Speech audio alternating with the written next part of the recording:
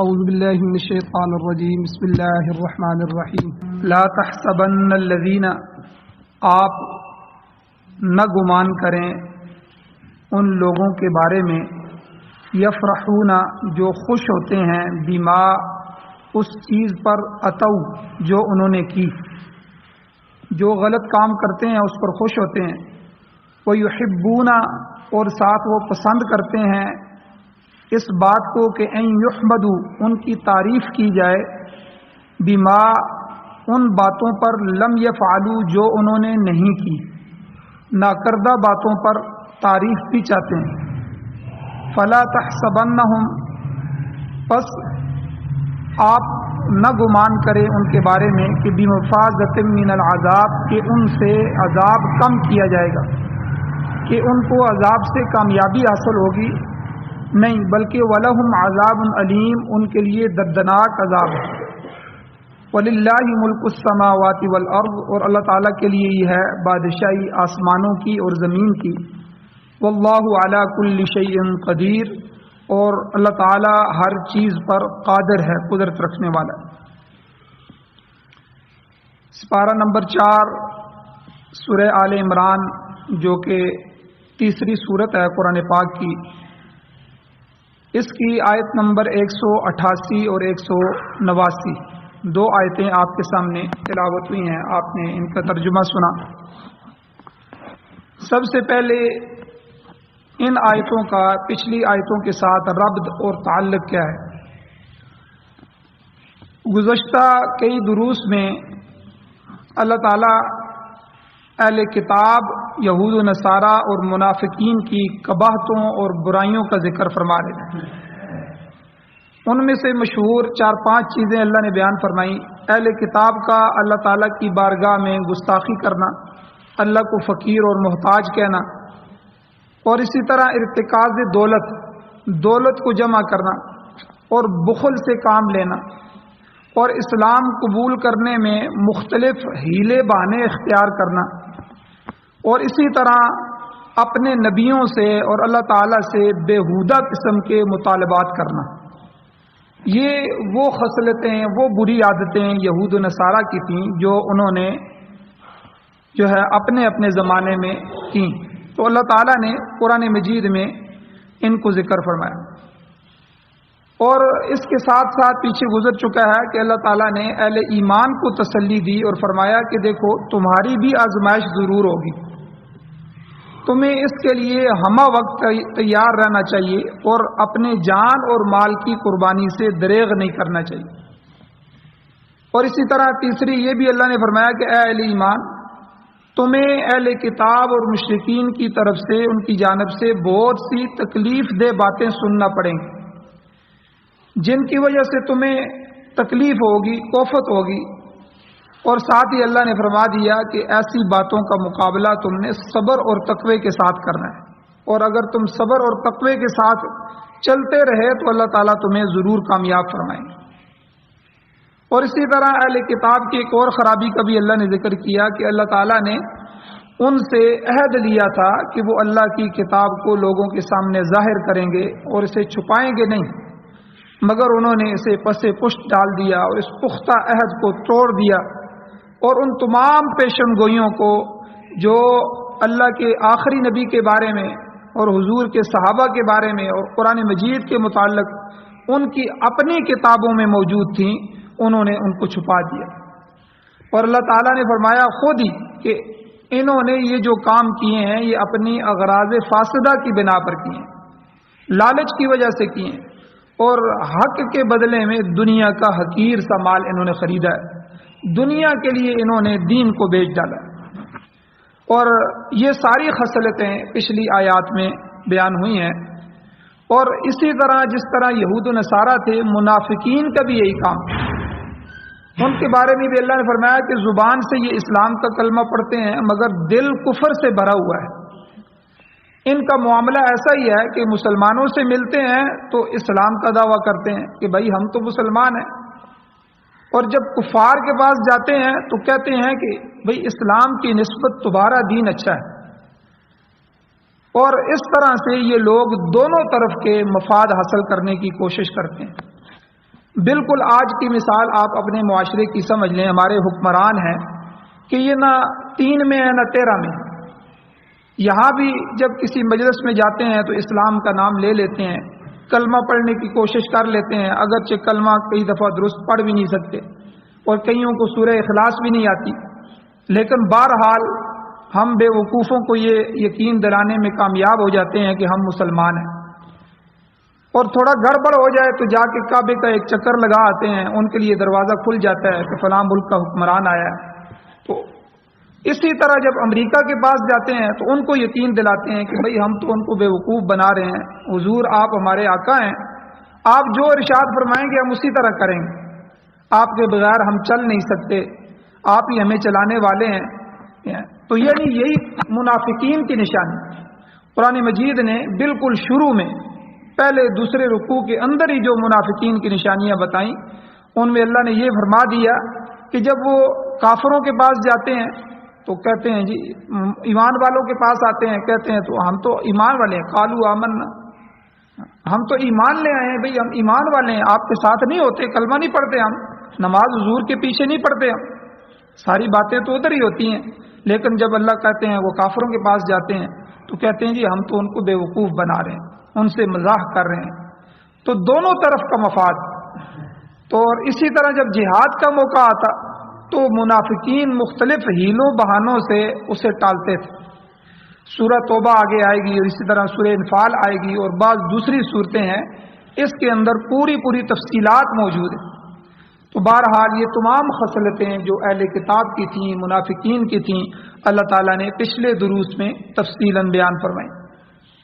آج کے درس میں اللہ جل جلالہ نے اہل کتاب اور منافقین کی ایک اور بری خصلت کا تذکرہ کیا. ارشاد ہوتا ہے, اللہ فرماتے ہیں لا تحسبن الذین, آپ گمان نہ کریں ان لوگوں کے بارے میں, یفرحون بما اتوا, جو اس چیز پر خوش ہوتے ہیں جو انہوں نے کی, وَيُحِبُّونَ, اور چاہتے ہیں پسند کرتے ہیں, ان یحمدوا, کہ ان کی تعریف کی جائے, بما لم یفعلوا, ان چیزوں پر, ان باتوں پر جو انہوں نے کی نہیں. فرمایا ایسے لوگوں کے متعلق فلا تحسبنہم بمفازۃ من العذاب, آپ یہ گمان مت کریں کہ وہ عذاب سے چھوٹ جائیں گے, کہ ان کو عذاب نہیں دیا جائے گا, بلکہ یہ منافقین ہیں, کافر قسم کے لوگ ہیں, ان کو ضرور اللہ عذاب دیں گے. اور یہاں پر یہ جو تحسبن کا لفظ ہے یہ 2 قراتیں ہیں. قرآن مجید کی یاد رکھیں کئی قراتیں ہیں, ان میں 2 قراتیں یہاں منقول ہیں جو صحیح قراتیں ہیں. تحسبن بھی ہے اور یحسبن بھی ہے. تحسبن یہ مخاطب کا صیغہ ہے. اس کا مطلب یہ ہوگا کہ حضور کو اللہ کو مخاطب کر رہے ہیں, اور اسی طرح چونکہ پیغمبر علیہ السلام کو کہا جا رہا ہے یا دیگر مخاطبین. ظاہر ہے قرآن مجید کی سب سے پہلی وحی حضور پر اترتی تھی, اس لیے جس چیز کا مخاطب بنایا گیا وہ سب سے پہلے حضور کو بنایا گیا, پھر حضور کے واسطے سے صحابہ کرام کو, پھر پوری امت کو, اہل ایمان کو بنایا گیا. تو ان سب لوگوں کو اللہ کہہ رہے ہیں, مجھے بھی, آپ کو بھی, اور سب دنیا کو, اور قیامت تک آنے والی انسانیت کو بھی, کہ اے لوگو, اے اہل ایمان, تم ان لوگوں کے متعلق گمان نہ کرو جو اپنے کیے پر خوش ہوتے ہیں اور جو نہیں کیا نہ کردہ پر تعریف چاہتے ہیں. تو یہ تو ایک تفسیر کے مطابق, اور اگر اسے تحسبن نہیں بلکہ یحسبن پڑھا جائے تو یہ غائب کا صیغہ ہے. اس کا مطلب یہ ہوگا کہ جو لوگ اپنے کیے پر خوش ہوتے ہیں اور اپنے ناکردہ پر مدح اور تعریف چاہتے ہیں, وہ یہ گمان نہ کریں کہ وہ عذاب سے بچ جائیں. بہرحال یہ تو تفسیر کے مطابق 2 قراتیں تھیں.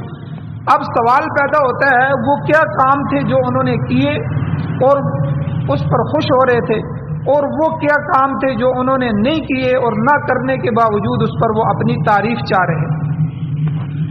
اس کا جواب یہ ہے کہ اہل کتاب اور منافقین نے جو کچھ کیا وہ یہ کیا کہ حق بات کو چھپایا اور اس کے بدلے میں دنیا کا حقیر مال وصول کیا, ہر قسم کی برائی کی اور دھوکہ دیا اور فریب کیا, اور اس پر وہ خوش ہو رہے تھے کہ دیکھو ہم نے بڑا مارکا مار لیا ہے, حضور کو پتہ ہی نہیں چلا، ہم نے باہر مجلس میں جا کے کافروں سے مل لیا ہے، ہم نے ان سے ساتھ بات کی ہے، اور جو ہے ان ڈور ہماری ملاقات ہو گئی ہے۔ جیسے آج کل ایک سوشل میڈیا میں چل رہا ہے کہ کوئی ٹیم جا کر جو ہے وہ یہودیوں سے، اسرائیل سے ملی ہے اور ایک طوفان مچا ہوا ہے، تو اندر اندر سے ان کی کوشش ہوتی ہے کہ دیکھا جائے، چیک کیا جائے کہ قوم کیا کہتی ہے۔ جو ہی قوم ٹھنڈی ہو جائے گی ہم فوراً اسرائیل کو تسلیم کر لیں گے، اللہ کے نبی کے، اللہ کے دشمنوں کو تسلیم کر لیں گے۔ تو یہ منافقین ہر زمانے میں موجود رہے۔ تو بہرحال یہ جو کام کرتے ہیں اور کہتے ہیں یہ تو ان ڈور ملاقات ہوئی ہے اور جو ہے آؤٹ آف کیمرہ ملاقات ہوئی ہے، کیمرے سے، میڈیا سے ہٹ کے، لوگوں کو کیا پتہ ہے۔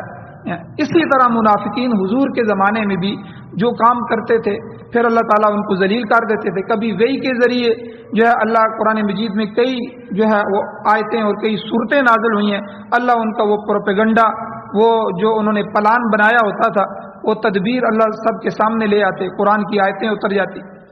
اور کبھی یہ ہوتا کہ ان کی کوئی حرکت سامنے آ جاتی، اس سے پتہ چلتا کہ یہ منافق ہے۔ تو بہرحال وہ اس پر خوش ہوتے ہیں کہ دیکھو ہم جو ہے ان کو دھوکہ دے رہے ہیں۔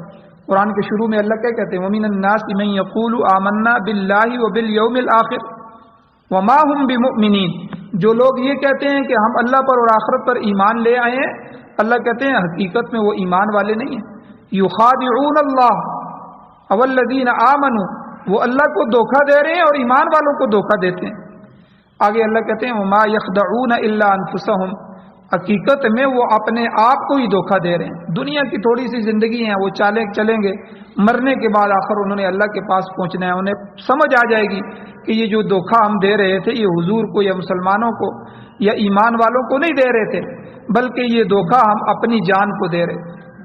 تو اس لیے وہ یہود و نصارہ اور منافقین، اللہ تعالیٰ نے جو یہ کہا ہے کہ وہ اس بات پر خوش ہوتے ہیں، وہ یہی باتیں تھیں کہ غلط کام کرتے ہیں اور چھپا کے کرتے ہیں اور اس پر خوش ہوتے ہیں، اور دوسرا جو کام نہیں کیا اور اس پر وہ مدح چاہتے ہیں، تعریف چاہتے ہیں، وہ نیکی کا کام ہے کہ اللہ نے ان کو کہا حق بات ظاہر کرو، حق بات ظاہر نہیں کی، نیکی نہیں کی۔ حضور علیہ السلام اور قرآن کے متعلق جو پیشن گوئیاں تھیں ان کو چھپایا، ظاہر نہیں کیا، اور چاہتے یہ ہیں کہ ان کے ان ناکردہ کاموں پر بھی لوگ ان کی تعریف کریں کہ یہ بہت اچھے آدمی ہیں، ایماندار آدمی ہیں، یہ دیندار آدمی ہیں، ایسا لوگ کہیں۔ اللہ نے فرمایا کہ یہ محض ان کی خام خیالی ہے، اس قسم کی ہوشیاری اور چلاکی کر کے وہ عذاب الہی سے نہیں بچ سکتے۔ انہیں اپنے کیے دھرے کا حساب دینا ہوگا، ایک دن اللہ کے سامنے پیش ہونا ہوگا۔ منافقین کا بھی یہی حال ہے کہ وہ سمجھتے ہیں کہ ہمارے نفاق کا کسی کو علم نہیں ہے، ہمیں کوئی گرفت نہیں کر سکتا، لہذا توقع رکھتے ہیں کہ لوگ ہمیں نیک سیرت سمجھے، عابد سمجھے، زاہد سمجھے، اور اس طرح جو ہے اللہ کے عذاب سے بھی ہم بچ جائیں گے۔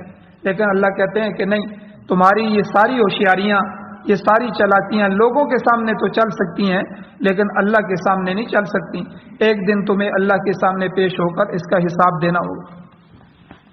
اب یہ تو عادت ہے اہل کتاب کی اور منافقین کی، کافروں کی۔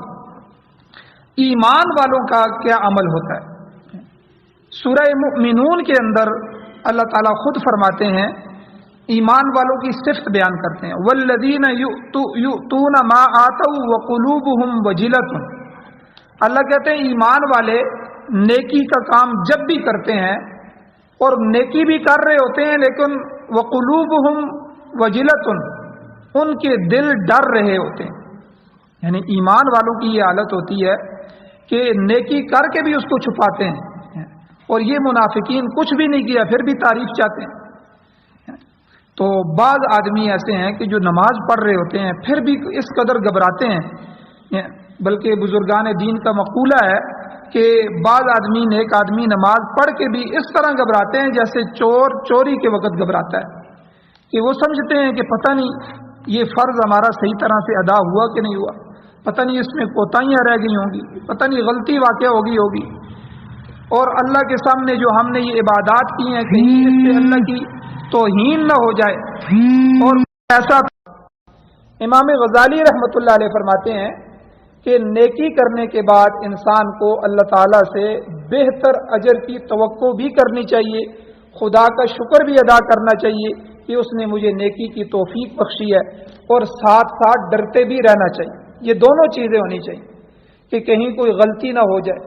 اسی طرح روزہ ہے کہ روزہ رکھ کر بھی دل میں خوف رہنا چاہیے کہ یہ قبولیت کے قابل بھی ہوا ہے، پتہ نہیں کہ نہیں ہوا، اللہ کی شایان شان میرا یہ عمل تھا کہ نہیں تھا۔ اسی لیے تو فرمایا الایمان بین الخوف والرجاء، یعنی ایمان خوف اور امید کے درمیان پایا جاتا ہے۔ صحیح ایمان کا تقاضا یہ ہے کہ انسان اللہ تعالیٰ کے عذاب سے بھی ڈرتا رہے اور اس کے ساتھ ساتھ اس کی امید کا دامن بھی اس سے وابستہ رہے۔ اللہ تعالیٰ نے فرمایا ہے قرآن مجید میں، اپنے نبیوں کی تعریف اللہ نے فرمائی ہے، اپنے نبیوں کی صفات بیان فرمائی ہے۔ اللہ کہتے ہیں یدعوننا رغبا ورہبا، کہ ہمارے پیغمبر ہمیں رغبت اور خوف کے ساتھ پکارتے ہیں، یعنی ہمارے سامنے عاجزی کا اظہار کرتے ہیں، ان کو رغبت بھی ہوتی ہے، امید بھی ہوتی ہے، رغبا ورہبا، اور ساتھ خوف بھی ہوتا ہے۔ حضرت عمر فاروق رضی اللہ تعالیٰ عنہ کو مشہور واقعہ ہے کہ حضرت عمر رضی اللہ تعالیٰ عنہ فرماتے تھے کہ بھائی اگر اللہ تعالیٰ یہ اعلان کر دیں، وحی کے ذریعے بتا دیں کہ ساری دنیا جو ہے وہ جنت میں جائے گی، صرف ایک آدمی جہنم میں جائے گا، تو مجھے خوف ہے کہ کہیں وہ میں آدمی نہ ہوں، یعنی مجھے اپنی ذات کا خوف ہے۔ اور دوسری طرف اگر اللہ تعالیٰ یہ کہہ دیں کہ ساری دنیا جہنم میں جائے گی، صرف ایک آدمی جنت میں جائے گا، تو مجھے اللہ کی رحمت سے امید بھی ہے کہ میں وہ آدمی اکیلا میں ہوں گا جو جنت میں جائے۔ یعنی خوف اور امید دونوں۔ جو آدمی بالکل خوف میں رہتے ہیں، یہ بھی اسلام اس کو پسند نہیں کرتا، ہر وقت خوف خوف خوف، اور اس خوف کی وجہ سے نفسیاتی مریض ہو جاتے ہیں۔ یا بالکل جو ہے امید چھوڑ دے اور اللہ کی رحمت کی، اللہ غفور الرحیم ہے، اللہ غفور الرحیم ہے، اس کی وجہ سے نمازیں بھی چھوڑ رہا ہے، زکاتیں بھی چھوڑ رہا ہے، بھائی وہ بخشنے والا ہے، بخشنے والا، بالکل اتنی امید ہو جانا، یہ بھی آدمی کو جہنم میں لے جائے گا۔ اس لیے خوف اور امید دونوں کے درمیان زندگی گزرے۔ اللہ اس سے کیا ہوگا کہ جو عمل ہم کریں گے وہ اس پر اللہ کا شکر بھی ادا کریں گے، اے اللہ یہ تیری رحمت تھی اور یہ میری وہ امیدیں تھی تجھ سے کہ جس کی وجہ سے تو نے مجھے یہ نماز پڑھنے کی توفیق عطا فرمائی، اپنے قرآن کے درس میں بیٹھنے کی توفیق عطا فرمائی، نوافل پڑھنے کی توفیق عطا فرمائی، ذکر و اذکار کرنے کی توفیق عطا فرمائی۔ اور ساتھ ساتھ جو دوسرا پہلو ہوگا جو ہے وہ خوف کا، وہ بھی ہوگا، اے اللہ پتہ نہیں یہ عبادت میری آپ کی شایان شان ہوئی ہے کہ نہیں ہوئی، اے اللہ اس کو اپنے حق میں قبول فرمائیے اور مجھے معاف فرمائیے۔ تو یعنی یہ دونوں چیزیں، یہ پیغمبروں کی صفت اللہ نے یہاں بیان فرمائی۔ تو اب اپنی تعریف کرانے کی عادت، یاد رکھیں یہ یہودیوں کی بیماری ہے کہ وہ اپنی تعریف کرواتے تھے۔ اب یہ بیماری آہستہ آہستہ نکل کر اہل اسلام کے اندر بھی آ گئی، اور میں نے کل کے درس میں بھی بیان کیا ہے اور پیچھے بھی کئی دفعہ کہ حضور علیہ السلام نے حدیث ارشاد فرمائی کہ اپنی صحابہ کو فرمایا کہ میری امت جو ہے یہ 73 فرقوں میں ہوگی، حالانکہ اہل کتاب اور پہلی قوموں میں 72 فرقے تھے، اور یہ یہودیوں کے نقش قدم پر چلیں گے، حتیٰ کہ ان میں سے کوئی آدمی اگر گو کے بل اور سوراخ میں بھی داخل ہوا ہوگا تو یہ ان کے قدم کے پیچھے چلتے ہوئے اس میں بھی داخل ہوں۔ اب یہ اللہ تعالیٰ قرآن مجید میں یہ خصلتیں کیوں بیان کرتے ہیں منافقین کی اور یہودیوں کی؟ تاکہ میں اور آپ اس سے بچ جائیں، یہ ہمارے اندر پیدا نہ ہو جائے۔ تو یہ بیماری اب تعریف کروانے کی یہ یہودیوں سے نکل کر جو ہے وہ ایمان والوں تک، اہل اسلام تک، امت محمدیہ تک بھی پہنچ گئی۔ اللہ والے جو ہوتے ہیں وہ تو نیکی کرنے کے بعد اپنی تعریف نہیں چاہتے، مگر آج کا ہر چھوٹا بڑا کام وہ اسی چکر میں پڑا ہوا ہے کہ کسی طرح اخبار میں میرا نام آ جائے، میڈیا میں میرا نام آ جائے، میرا فوٹو چھپ جائے تو بس میرا مقصد پورا ہو جائے گا۔ آپ حکومت کے کاموں کو دیکھیں، خصوصاً صدر ہے، وزیر اعظم ہے، وزرائے اعلیٰ ہیں اور دیگر وزراء ہیں، یہ سارے کے سارے حضرات اپنے ہر کردہ اور ناکردہ تعریف پر جو ہے وہ اس پر کام پر تعریف سننا چاہتے ہیں۔ آٹے کا ایک تھیلا بھی کسی کو دیں گے تو ساتھ میڈیا والوں کو بلائیں گے، دیکھو میں آٹا تقسیم کر رہا ہوں، ٹھیک ہے، میں یہ کر رہا ہوں، میں وہ کر رہا ہوں۔ یہ یاد رکھیں صریحاً وضاحتاً ریاکاری ہے۔ اچھے کام پر بھی پانی پھیرنے کے مترادف ہے. لہذا اگر اللہ تعالیٰ کسی کو نیکی کی توفیق عطا فرمائے تو اسے شہرت کا ذریعہ نہیں بنانا چاہیے، بلکہ حتی الامکان نیکی کو پوشیدہ رکھنا چاہیے. اس لیے حضور علیہ الصلوۃ والسلام نے ارشاد فرمایا کہ جو ہے ایسے صدقہ کرو کہ جو ہے ایک ہاتھ سے دو تو دوسرے ہاتھ کو پتہ بھی نہ چلے. یعنی کیا مطلب کہ آپ بالکل جو ہے خفیہ طور پر خاموشی کے ساتھ بس یہ صدقہ آپ کے اور اللہ کے درمیان رہے، کوئی تیسرا آدمی اس کو نہ پتہ چلے. ہاں ویسے کسی اور ذریعے سے پتہ چل جائے وہ الگ بات ہے. تو ایمان والے تو اس طرح چھپ کے عمل کرتے ہیں کہ تاکہ یہ خالص ہو جائے اور ریاکاری میں نہ آئے. تو ریاکاری یاد رکھیں اس کو شرک خفی کہا گیا ہے. شرک جلی تو نہیں ہے لیکن شرک خفی ہے. ایک کام جو اللہ کے لیے کرنا چاہیے تھا ہم نے وہ کسی اور مخلوق کے لیے کر دیا، یہی تو شرک ہے. جو عبادت نماز روزہ سجدہ اللہ کے لیے کرنا چاہیے وہ کسی بت کے سامنے کریں، یہ تو شرک جلی ہے، واضح شرک ہے. اور ریاکاری میں بھی یہی ہوتا ہے کہ ایک عمل ایک نماز ہم اللہ کے لیے پڑھتے ہیں لیکن ایک بندہ نماز پڑھتا ہے مجھے لوگ نمازی کہیں. ایک حج اللہ کے لیے کرنا چاہیے تاکہ ریا سے بچ جائیں، لیکن ایک آدمی حج کرتا ہے کہ مجھے لوگ کہیں، میرا لسٹ میں نام آ جائے کہ میں بھی حاجی ہو جاؤں، لوگ مجھے حاجی کہیں. تو یہ ریاکاری جو ہے اس کو حدیث مبارکہ میں شرک خفی کہا گیا ہے، یہ چھپا ہوا شرک ہے. تو اس لیے اپنی نیکیوں کو ضائع نہیں کرنا چاہیے. یہ یہودیوں کی خصلت ہے، یہ یہودیوں کی بیماری ہے جس کو یہاں ان آیتوں میں قرآن مجید میں بیان کیا گیا ہے کہ کوئی کام کرتے نہیں ہیں اور اس پر بھی وہ تعریف چاہتے ہیں.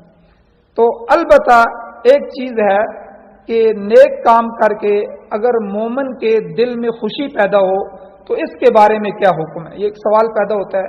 بعض دفعہ آدمی نیک کام کرتا ہے تو دل میں خوشی پیدا ہوتی ہے، کیا یہ بھی ریاکاری میں شامل ہے؟ تو جواب یہ ہے کہ اس میں کوئی حرج نہیں ہے. حضور علیہ الصلوۃ والسلام کا پاک ارشاد ہے کہ روزے دار کو 2 وقت خوشی حاصل ہوتی ہے. ایک خوشی اسے افطاری کے وقت حاصل ہوتی ہے کہ آج میں نے اپنی ذمہ داری پوری کی، آج کا روزہ میرا پورا ہو گیا الحمدللہ، اسے خوشی ہوتی ہے.